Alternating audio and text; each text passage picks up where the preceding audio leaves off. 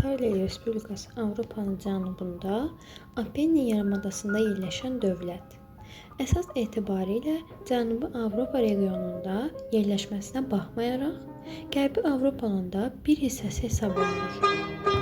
Unitar parlamentli respublika olan bu ölkənin paytaxtı Roma şəhəridir.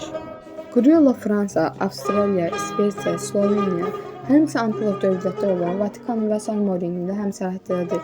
Təqribən 60 milyon nəfər olan həcmli Avropa İttifaqının üzv dövlətləri arasında 3-cü yerdədir.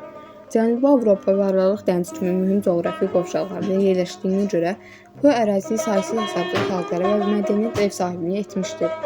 İtaliklərin bir qolu olan Latinlər eramızdan əvvəl 8-ci əsrdə Roma çarlığının əsasını qoydu. Hansı ki sonradan respublikada xalq hökuməti əsasında idarə olunan respublika elan olundu.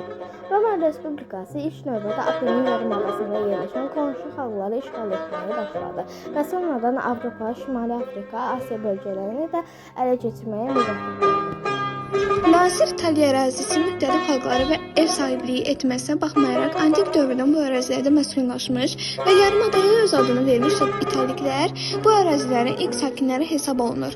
Bununla birlikdə Finikiyalılar və Karfagenlilər əsasən Sardiniya və Siciliya adalarını öz koloniyalarını yaratmışdır. Həmçinin Yunanlar Cənubi İtaliyada Etrusklar və Keltlər isə müvafiq olaraq ölkənin cənubunda, şimalında məskunlaşmışdılar.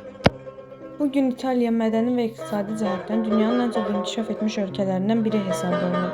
Ümumi daxili məhsul reytinginə görə dünyada 8-ci, Avropa İttifaqı ölkələri arasında 3-cü pillədədir. Həmçinin Mərkəzi Bankında olan qızıl ehtiyatının həcminə görə dünya ölkələri arasında 3-cü yerdə qərarlaşmışdır. İnsanların orta ömür müddəti, yaşam keyfiyyəti, səhiyyə və təhsil sahələrində qabaqcıl mövqedədir.